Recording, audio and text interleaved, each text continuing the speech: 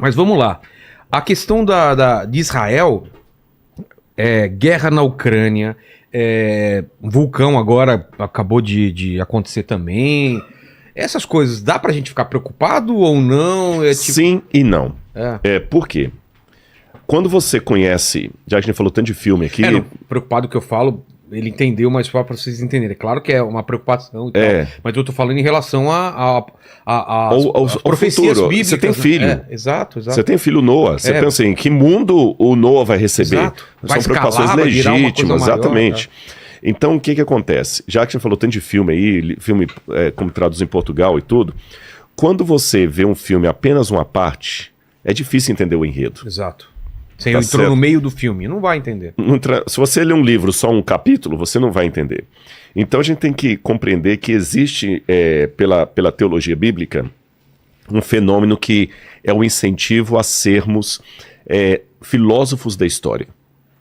Ser filósofo da história é mais do que ser estudioso da história. Eu vou dar um exemplo rápido para a resposta não ficar muito longa. Hoje é fácil eu chegar aqui e dar uma aula detonando o nazismo. Com data, o Terceiro Reich, a SS, mostrar como é que Hitler foi um demônio, a foto e tal, papapá. Agora, o gênio da história é aquele que consegue perceber o Hitler enquanto ele está no poder e não apenas depois que ele virou passado. Exato. Porque quando a coisa fica a posteriori, é muito fácil você emitir juízo de valores. Mas e quando você está vendo a coisa em curso? Mesmo na vida particular da gente, quantas pessoas ferram a vida, chegam aí nos seus 30, 40 anos, 50 anos, e falam assim, o que eu fiz com a minha vida? Ele não vê o processo, porque ele não está acostumado a interpretar a história, ele está acostumado a ver a posteriori. Aí o filho já está grande, não conversa com ele, brigou, acabou com a família, não sei o que e tudo mais. Fala assim, onde é que eu errei na criação? Ele não viu, porque, repito, nós não somos, infelizmente, treinados para testemunhar a história e interpretá-la. Nós somos treinados a estudá-la. A Bíblia me aconselha a ser um intérprete da história. Jesus chamou a atenção dos judeus da época dele, e ele falou o seguinte, vocês conseguem perceber os sinais dos tempos quando vai vir o verão e não conseguem perceber os sinais proféticos da história? A gente tava falando Você me perguntou sobre o rumo é para ficar desesperado e tudo. Te dá uma chave. Ela me dá uma chave, primeiro, como eu falei, ela me convida a interpretar a história e testemunhá-la. Não apenas a estudar a história. Aí eu dei o exemplo aqui do nazismo e tudo mais. Voltando à questão... Isso vale também para quem quer uma analogia melhor, uma analogia mais para os tempos atuais, é um jogo de futebol. O técnico é aquele cara que tá decidindo na hora. Exatamente. E aí tem o cara que assiste, o cara deveria ter tirado aquele cara, por que o tal pessoa bateu o pênalti? Mas depois que aconteceu o jogo, é muito fácil você analisar e ver quais foram os erros. Mas pro técnico que tá lá, vivenciando aquele, tendo que tomar decisões, nem sempre ele consegue ver o todo, né? Exatamente. Depois que passa, o comentarista da TV, pois é, mas ele errou porque ele não colocou fulano. Olha, se ele tivesse colocado fulano, não tinha acontecido o que tá, mas ele não estava tomando aquela decisão na hora. Comentar o futebol depois que ele acabou é muito mais fácil. Então a Bíblia me faz esse desafio mental. Estude, não seja apenas um historiador, seja um intérprete da história e uma testemunha dela enquanto ela está acontecendo. E a partir disso, tenha também a visão a longo prazo. Vamos voltar à ilustração do livro e do filme. Uma vez um garotinho, eu contei essa história aqui inclusive, já que estamos recapitulando, eu contei essa ilustração aqui e vou contar de novo. O menininho estava lendo um gibi. O Avengers, qualquer coisa lá, né? Como é que fica o Avengers em português? Vingadores. Não, em português de Portugal, agora eu não sei. Né? Os Vingativos. Os Vingativos. Então ele estava vendo ali o gibi e estava vendo que o herói sempre apanhava. Sabe? O herói apanhava, ele via que o Loki batia lá no Thor e aquela coisa toda. E ele estava vendo cada vez... Ele falou, peraí, tem alguma coisa que está errada. Ele colocou o dedinho ali onde ele estava lendo, como marca-página, e foi para a última página. E na última página, você gosta de gibi, você sabe disso. O herói vence. O herói vence. Agora que ele sabia que o herói vencia, ele voltou a leitura para onde ele estava, e toda vez que o bandido tinha uma vitória, ele falava, você não sabe. Você não sabe de nada, inocente. Aí o bandido dava uma gargalhada, falava, pegou nada, se você soubesse o que eu sei. Então, a Bíblia, ela me dá essa dimensão supra-histórica, que eu sei por que esse conflito começou e onde ele vai acabar. E quando eu falo esse conflito que está acontecendo agora no Oriente Médio, na Ucrânia, no Rio de Janeiro, não começou agora.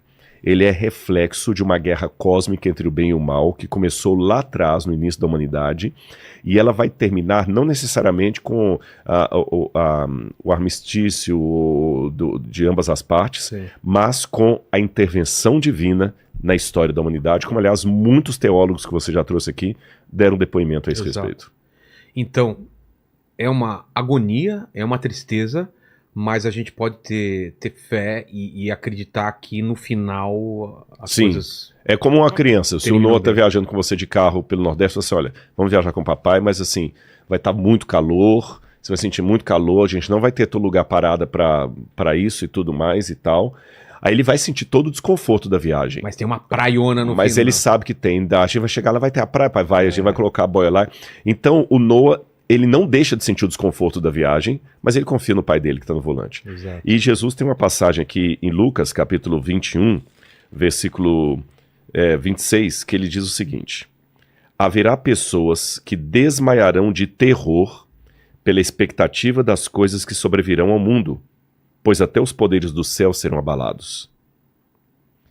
Ora, quando essas coisas começarem a acontecer, levantem-se e fiquem de cabeça erguida, porque a redenção de vocês está cada vez mais próxima. Eu li Lucas capítulo 21, versos 26 e 28. Então, Jesus mostrou que haverá o terror, o medo, o pânico, mas ao mesmo tempo, vamos respirar porque a redenção se aproxima. E tem muitos sinais que são difíceis de a gente entender, muita figura de linguagem no Apocalipse, mas como que a gente deixa o coração tranquilo de, putz, se eu for enganado, e se eu seguir o anticristo e a marca da besta, cria uma certa tensão, mas como que a gente pode ficar tranquilo e saber que a gente está na direção certa? Qual é a tranquilidade que a gente tem para não cair na lábia de falsos profetas ou de, sei lá. Eu só tenho uma resposta para dar para você, ela tem que ser adenominacional. O que é isso? Ela não pode ser uma resposta baseada na igreja que eu sigo. Ah, tá. Porque senão, Só os que seguem a minha linha que vão ser salvos. Exato. A minha resposta é o seguinte: que você tenha uma ligação com Deus tão genuína, tão real e tão honesta e tão sincera, que ninguém possa pensar o contrário. E essa ligação sua com Deus, ela vai ser destacada por dois princípios que Jesus colocou. Você vai amar a Deus sobre todas as coisas e vai amar o seu semelhante como a si mesmo. Se você tiver essas duas dimensões, de amar a Deus sobre todas as coisas e o próximo como a si mesmo, todas as promessas bíblicas de proteção vão cumprir com você. Por exemplo, o que vem a mim de modo nenhum o lançarei fora.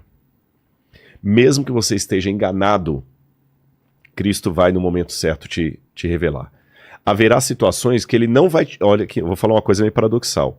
Pela história bíblica, haverá momentos em que Jesus não te tirará do ambiente errado. Como assim? Porque às vezes você não está preparado para sair dele. Vou te dar um exemplo.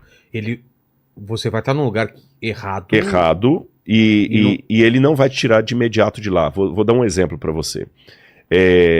Houve um endemoniado de Gadara. O camarada era endemoniado. Ele vivia no meio dos pagãos. Ele vivia no meio Gadara era uma cidade, não era uma cidade de judeus, era uma cidade, não tem que existiam porcos ali. Quando Jesus expulsa o demônio do menino, ele falou: Senhor, deixa eu te seguir lá na Galileia. Ele falou assim: não, fica aqui e testemunhe para os seus. Ora, o menino não virou cristão, porque o cristianismo ainda não estava, e nem se tornou judeu.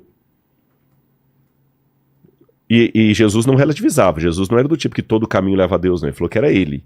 E quando ele conversou com a mulher samaritana, ele deixou bem claro, a mulher falou o seguinte: olha, vocês judeus falam que tem que adorar em Jerusalém, mas nossos pais adoraram aqui. Ele falou assim: olha, calma, fica na sua, porque a salvação vem dos judeus. Ou seja, ele não deixou barato no ele falou para ela: a salvação vem dos judeus. Então, ou seja, o caminho correto que traria o Messias ao mundo não eram os budistas, não eram os shintoístas, não eram os taoístas, não eram as religiões de Roma nem da Grécia.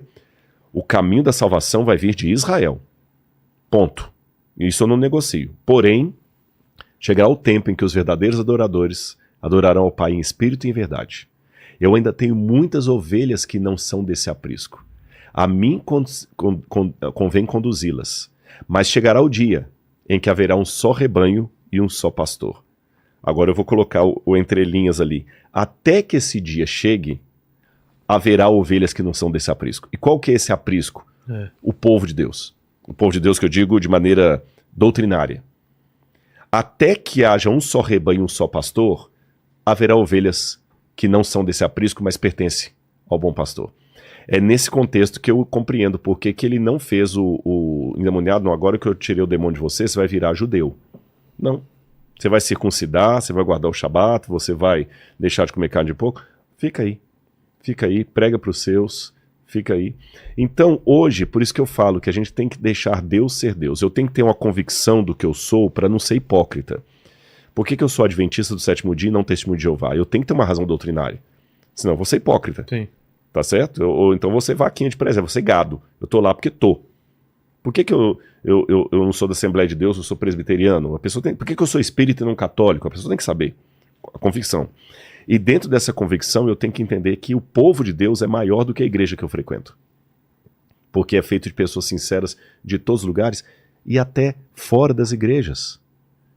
Porque, não estou fazendo aqui jogando confete, mas tanto o Pirula aquele dia como o Sérgio, eu vi uma coisa tão bonita, uma espiritualidade tão bonita neles. Isso que eu queria que as pessoas entendessem. Como é que eu vou agora falar não? Eles sabem, eu deixo Deus julgar, não sou eu. Exato, que a gente não tem como saber. Eu não estou negociando, você percebeu que eu não estou negociando aquilo que eu acredito. Se você me colocar aqui junto com o Saião, que é meu amigo, e falar assim, Rodrigo, qual dia você acha que tem que guardar? É o Shabat ou o domingo? É o Shabat. Não tem conversa. Eu não bebo. Exato. E pronto, final. Não negocia. Não negocio. Mas não te dá o direito de julgar a pessoa se ela vai pro céu, se ela vai pro inferno. Exatamente. O meu dever é testemunhar o melhor que eu puder do Deus que eu apresento, de modo que você sinta paz ao falar comigo e não angústia. Certo. A não ser angústia porque eu tô te ensinando a crescer e crescer dói. Fora nesse detalhe, você entendeu? Agora, esse deve ser o dever de todas as pessoas. Então, eu acho que se todos nós estivermos firmes, amar a Deus sobre todas as coisas, e ao próximo como a mim mesmo, isso vale para todos, até para o ateu. Mas eu não amo Deus, como é que eu vou amar um Deus que eu não acredito em Deus? Tudo bem, mas se você ama um princípio do bem, então pega o bem. Porque o bem é um dos atributos de Deus, o amor é um dos atributos de Deus. Coloca isso ali no pedestal. Ame o amor, então. Ame o amor, tá certo? Mas tá... E se ele nunca mudar? Isso não compete a mim. Quem convence as pessoas é o Espírito Santo. O problema é que, principalmente nós teólogos, eu vou admitir, as duas grandes tentações para um teólogo, sabe quais são? Não é sexo, não é dinheiro. As duas maiores tentações para um teólogo são, letra A, achar que ele é doutor em Deus, e letra B, começar a usar a Bíblia profissionalmente. Como assim? Como que é usar a Bíblia profissionalmente? É quando você liga no automático e já não sente mais o amor do que você está fazendo. Você conhece tanto a Bíblia que é fácil você pegar uma passagem para qualquer coisa. E vai no automático. Uma vez um pastor Alejandro Bullion, um homem muito de Deus, ele contou de uma experiência que ele teve com um senhor que ele era o pastor que cuidava dos pastores. E ele resolveu convidar um leigo para pregar para os pastores. O que ia dar? É como se eu pedir um paciente para dar uma palestra para os médicos sobre saúde. E é interessante que o paciente pode falar para os médicos qual é o ponto de vista de quem é atendido. E esse leigo, com todos os pastores reunidos, ele começou a contar a experiência dele.